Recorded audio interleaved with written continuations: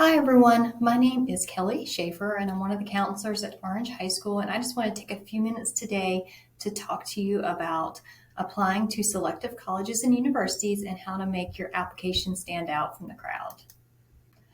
First question is, what exactly is a selective college anyway? All colleges at the end of the day are selective in some way, shape, or form. There are always students that they admit and students that they do not admit. However, some admit far fewer students than others. Most colleges do admit well over 50% of their applicants. Only about 50 out of 2,000 colleges in the United States admit fewer than 30% of their applicants. However, last school year, many colleges were much more selective, and many people believe it was because test scores were not required, so more students took a chance on those more selective universities. And you will see from this chart that the light blue lines were 2020 pre-COVID and the purple lines were after COVID. So the majority of universities definitely did get more selective last school year. Selective college and universities will often use the term that is called holistic admissions. And what is holistic admissions anyway? Holistic admissions basically uses factors other than just your grades, your course rigor, which is how hard your classes are, your grade point average, and test scores to make a college admissions decision. In addition, many of these decisions are made in what's called a committee setting. So multiple people will look at your application and make a decision together. It's not just one formula and one person making that decision.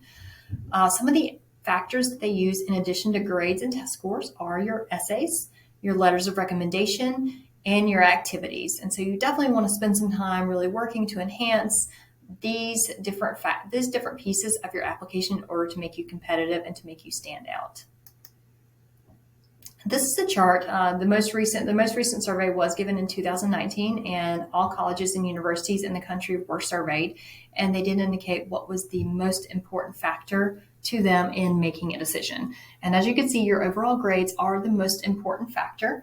In particular, grades in your college preparatory courses, as well as the strength of your curriculum, which is how hard the classes are that you have taken. Like I said, this was given in 2019, so test scores were still very widely being used. Just one thing, I don't talk a lot about test scores in this presentation, but what we are advising students to do this school year is, if a school is not requiring test scores, and most schools, including the UNC system schools, are not, if they are not requiring them for admissions, then I would look at the average test scores, the middle 50th percentile for the schools that you are considering. And if you fall within that range, or if you're higher than the range and you have a test score, then I would go ahead and send it. If your test scores are below what that range is, then I would not send the test score. And you can send a test score for one school and not for another school on the common application. The next few things that were of importance were the essays. A student's demonstrated interest, and we're going to talk about that, and the recommendation letters, and then finally your extracurricular activities. And you can see actually class rank is pretty low on the list. That's not very important at all. All right, so first thing we want to do is talk about your essay and how to improve your essay. The first thing I want to say is, really, I know it's very stressful for a lot of students to think about their essay and get started on their essay, but look at it as an opportunity to let your personality shine and show through. This is an opportunity for them to see you as a three-dimensional person and to get a feel for your personality, your character, and what makes you special and you unique. So try to have fun with it. You definitely want to write about something that is important to you, and that can be something you really care a lot about. It can be a hobby, anything that you really like and enjoy. You want to describe what you learned from this experience, how it changed you, as well as you want to make sure your essay is speaking to who you are as a person and that your character and your personal attributes are shining through that essay. You do want to write multiple drafts, and you want to spread it out at least over a couple days to a week if you can. Make sure if you are answering a specific question, you are answering the question in your essay. Definitely have 1 to 2 people review the essay before you submit it. I think 2 is ideal. 1 person to kind of look at content and give you feedback, and then 1 person to look it over right before you submit it for grammar and spelling and punctuation. The supplemental essays, many colleges do require additional shorter essays. Those are just as important as that main central essay, so take your time on those as well. If you're at the beginning process and you're really stuck in choosing your topic, you will get a copy of this presentation with all the links. And there is a link here with a short 20-minute video that will kind of jumpstart you and get you going and help you pick out a topic for your essay. The next factor is the letters of recommendation, and those are almost as important as that essay.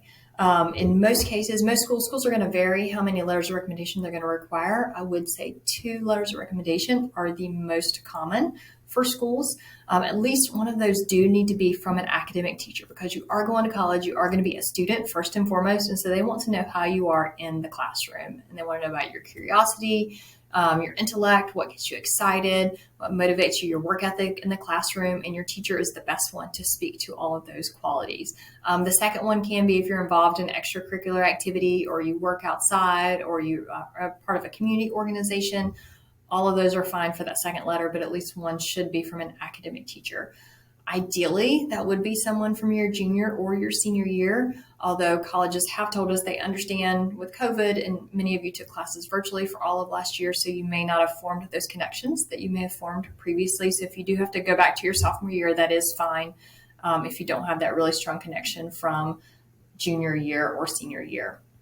You do want to give both your teacher and your counselor at least a 2-week notice to complete that letter of recommendation. So make sure that you are doing that for us. The next thing, everything else is linked in this slide. The first thing is the student information sheet, and that is for your counselor. We do ask all students to fill this out, give us lots of information, lots of details, stories, anecdotes.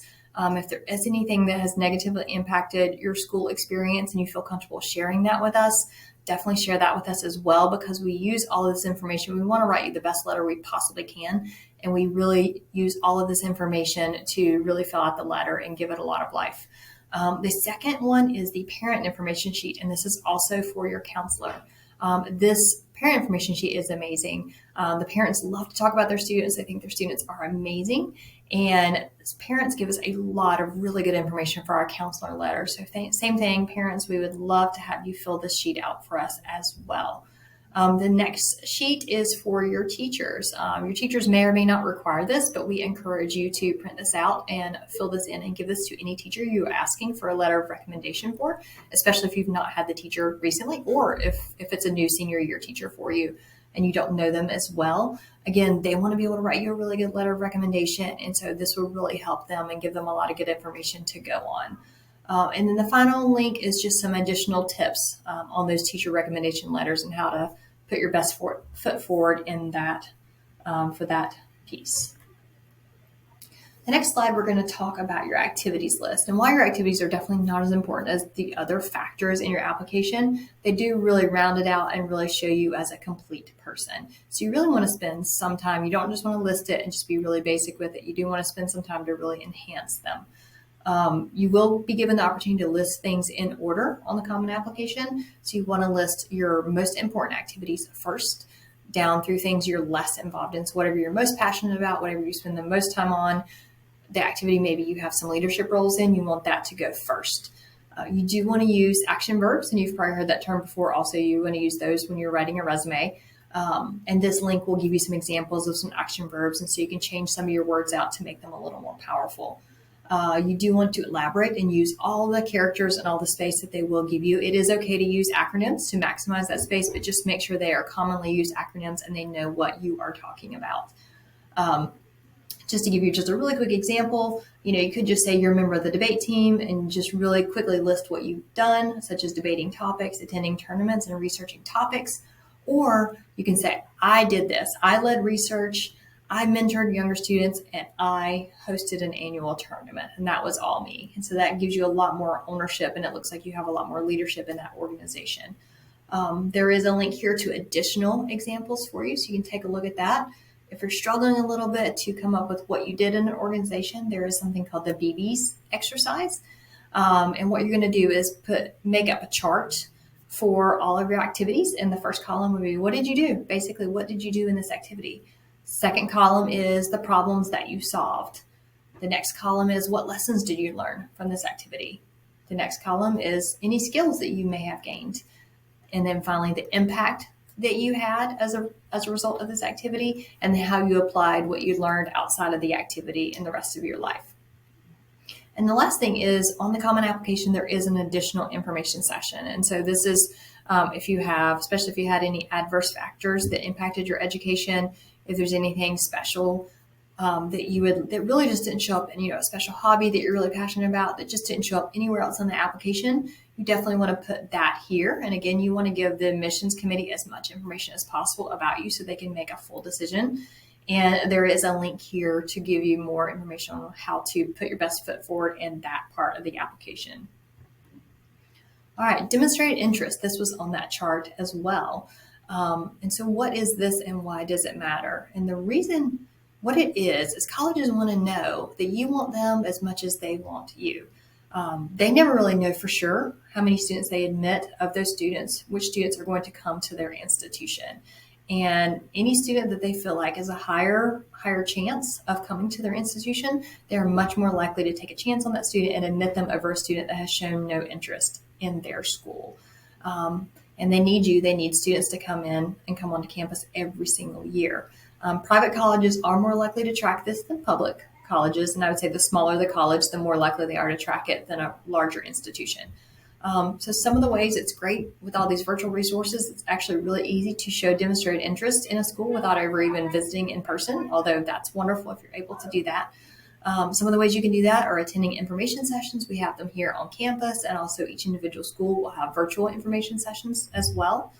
Attending college fairs and making sure if you're in person, stopping by that booth and filling out their information card. Attending college fairs, there's tons of virtual ones online, visiting campus virtually or in person, and just simply following a school on social media. And that shows that you are interested in that school. Signing up for their email list as well, as annoying as all those emails are, signing up for the emails as well shows demonstrated interest. All right, early decision. I did want to talk briefly about early decision and what that is and why that matters. Okay, so the first thing you need to know about early decision is that it is binding. And what that means is if you are admitted to that school, you do have to attend that school. There's very few ways to get out of the binding contract. So you only want to select this if you have done your research, you've hopefully visited, and you know for sure this is your number one school, and you can afford to attend the school if you are admitted. And the way you can find out about if you can afford the school before you get a financial aid package is you can use a school's cost calculators to get an estimate in advance. So if you just Google the name of the school, so if you can Google Davidson cost calculator, and that will bring it up for you, and you and your family can put your family's basic financial information in, and they will give you an estimate of approximately, after your financial aid, how much it would cost to attend that school. And if the number is right and that works for you and your family, then absolutely apply early decision. The benefit to applying early decision is schools, as I talked about, demonstrate interest. Obviously, you're going to go to that school if you're admitted, so they know you're a sure thing. And so they do admit more students during early decision. They admit a higher percentage of students than they do during regular decision. So that does increase your odds of being admitted to that school. Other schools offer something called restrictive early action, and we're seeing this a lot in some of the Ivy League schools. So this is not binding. However, you can only apply to one school, either restrictive early action or early decision. So you can only pick one. So you will see that in some schools. So that's what that is, but it is not binding. Early action is the other thing you will see in the fall in terms of decisions, and that is not binding at all. And we really, really encourage early action. You just simply find out earlier whether or not you're admitted to a school, and so that's really beneficial. And you can apply to as many schools. You could apply to one school early decision or restrictive early action, and then apply to as many other ones as possible early action. And they don't really have very different admit rates with early action versus regular decision. All right, that is the end of my presentation. If you have any questions for me or your counselor or for our college advisor, please reach out and ask for help.